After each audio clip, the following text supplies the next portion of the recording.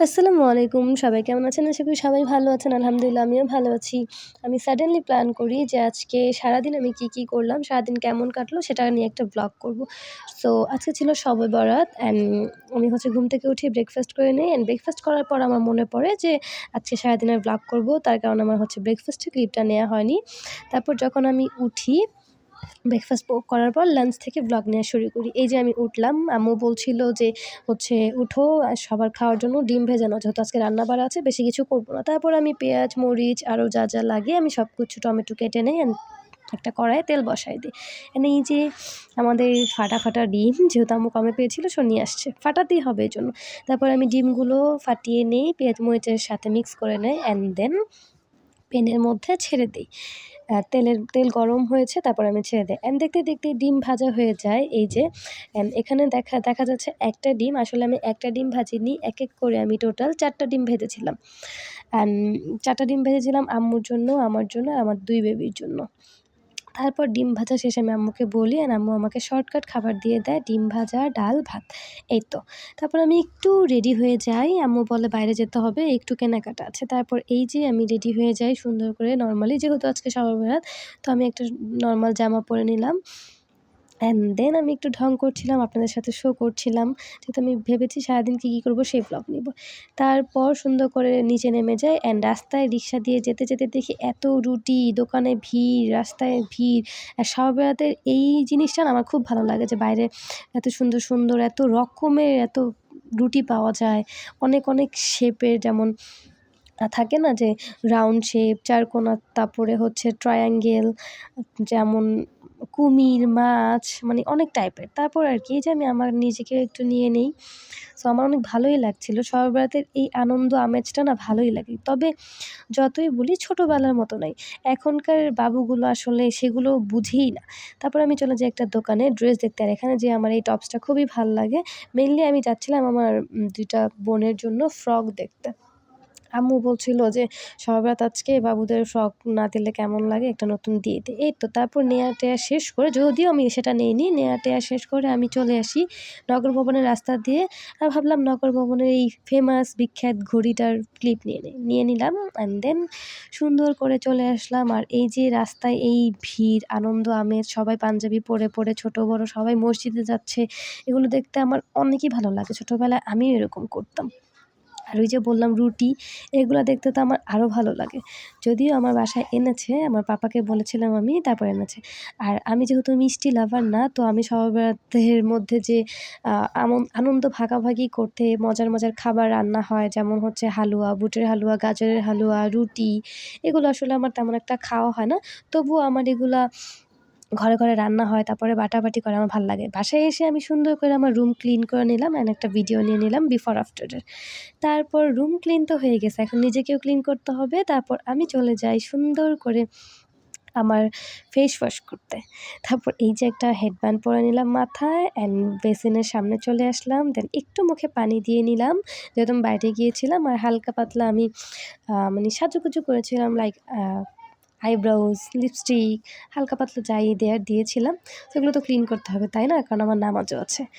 তারপরে এই যে আমি সুন্দর করে ফেস ওয়াশ করে নিলাম, করে নিচ্ছি। আর আমার ফেস ওয়াশের নাম রাজকন্যা ফেস ওয়াশ। জানি না এটা কে ইউজ করেন না করেন, বাট আমি আসলে সব মিলিয়ে মিশিয়ে ইউজ করি। তো এই যে আমি খুবই রাফ অ্যান্ড টাফ ভাবে ফেসটা ওয়াশ করছিলাম। পাশে আমার ছোট বোনও ছিল, দুষ্টু করছিল অ্যান্ড আম্মু পাকঘরে রান্নাবান্না করছিল। যেহেতু বলেছি যে শবে বরাতের এই আমেজটা বা এই আনন্দটা আমার কাছে খুবই ভালো লাগে, যে সবাই মিলে তারাবাতি জ্বালায়, মোমবাতি আগে শীতে আমরা জ্বালাতাম। তারপর আমরা সবাই একসাথে সুন্দর করে নামাজ পড়তাম, নামাজের মধ্যে হি হি হা হা করতাম। ছেলেরা সুন্দর করে পাঞ্জাবি পরে মসজিদে যেত। সারারাত মসজিদে দুষ্ট করতো, মসজিদে শুয়ে পড়তো অনেকজন। তারপর আবার ফজরের নামাজ শেষে সিন্নি নিয়ে আসতো। যদিও এগুলা ছোটবেলায়। এখন এভাবে এরকম আমেজ এই জেনারেশনের আসলে ছেলেমেয়েদের ওভাবে দেখি না সেলিব্রেট করতে। কিন্তু আমার এখনও লাগে। আমি আমার ইনাফ ট্রাই করি। তারপর এই যে আমি একটু হালকা পাতলাভাবে রেডি হয়ে নিব নরমাল, অ্যান্ড এটা ছিল আমার আজকের আউটফিট যেটা আমি দেখাচ্ছিলাম।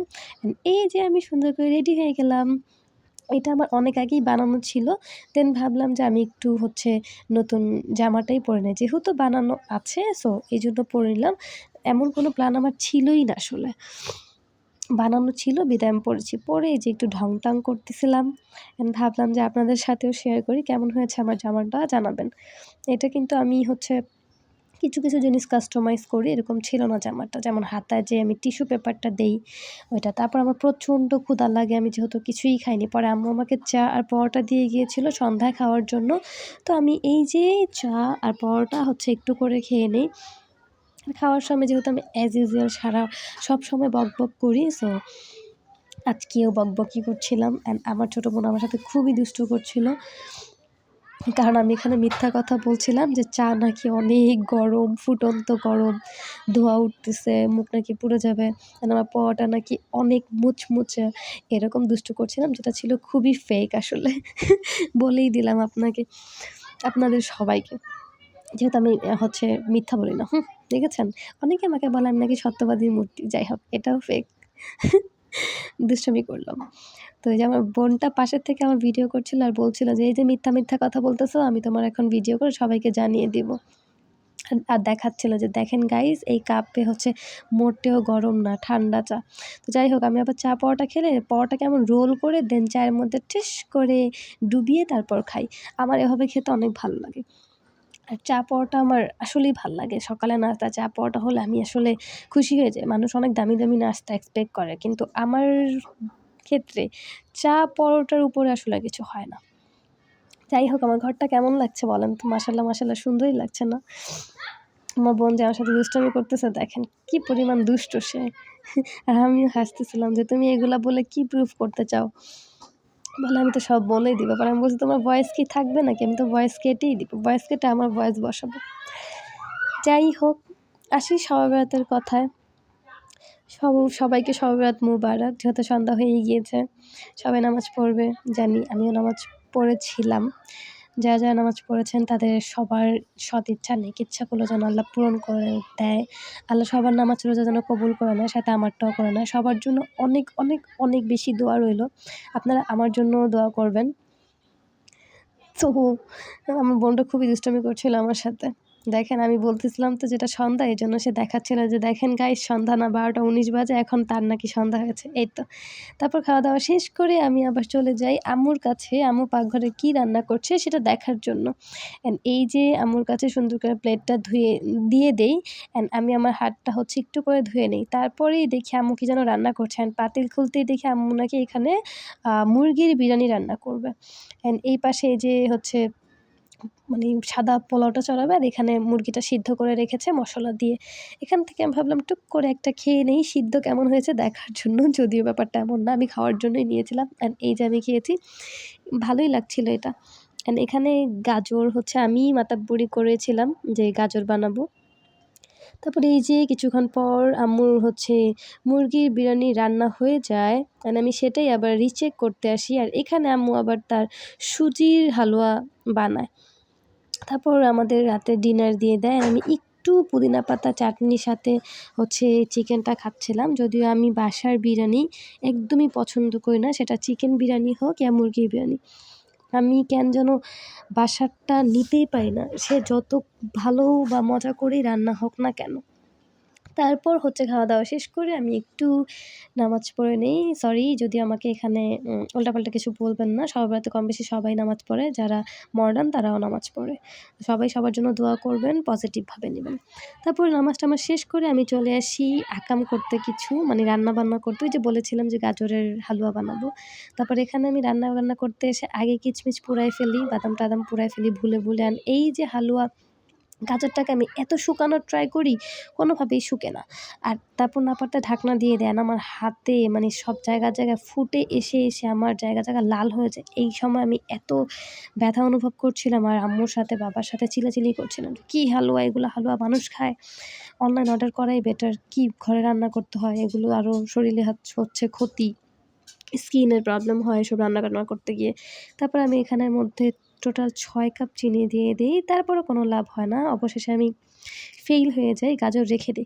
পরে আম্মু বলে যে, "তোমারটা রাখো, আমার কাজ আছে।" পরে আম্মু বুটের হালুয়া রান্না করতে আসে। আর এই যে আম্মুর বুটের হালুয়াও রান্না হয়ে যায়, রেডি হয়ে যায়। তো আম্মুর বুটের হালুয়া, তারপরে সুজির হালুয়া, তারপরে এই যে পাপা গরম গরম হচ্ছে আমার জন্য একটা মাছআলা রুটি কিনে আনে। যদিও আমি এখান থেকে একটাও খাই না, আমি জাস্ট অল্প একটু টেস্ট করেছিলাম, এটাই আমার জন্য ইনাফ। আমি এরকম মিষ্টি খেতে যেহেতু পছন্দ করি না, বাট আমার এরকম ভালো লাগে যে অনেক অনেক খাবার থাকবে দেখতে। That's all for today. Thanks for watching. আসসালামু আলাইকুম।